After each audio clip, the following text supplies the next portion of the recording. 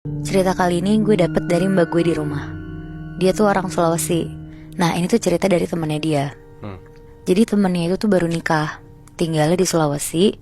Dan kejadian ini tuh sekitar tahun 2016. Namanya kita sebut aja Lia sama suaminya Ardi.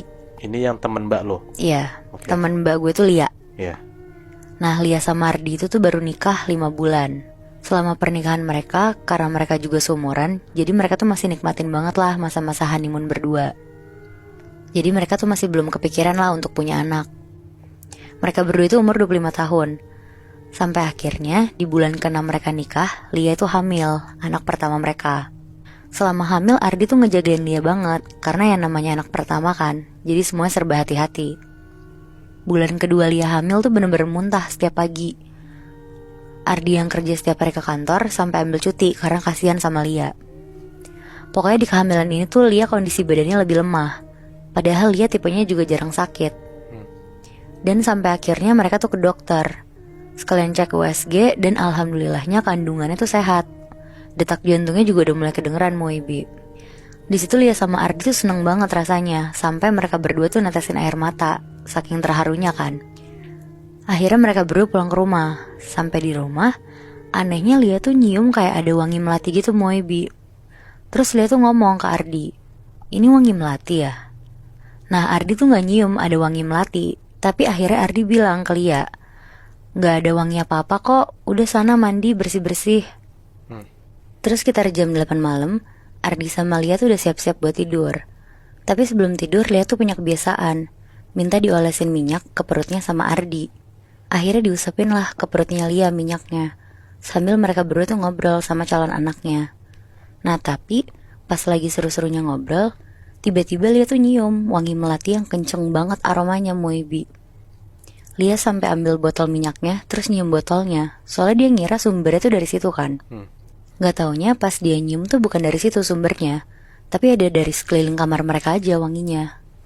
Lia ngomong lagi ke Ardi kalau satu kamar mereka tuh wangi melati. Tapi ya lagi-lagi Ardi gak bisa nyium itu. Sampai akhirnya Ardi nyuruh Lia tidur aja, gak usah terlalu dipikirin selama wangi itu tuh bukan bau yang gak sedap gitu loh. Akhirnya mereka berdua tuh tidur.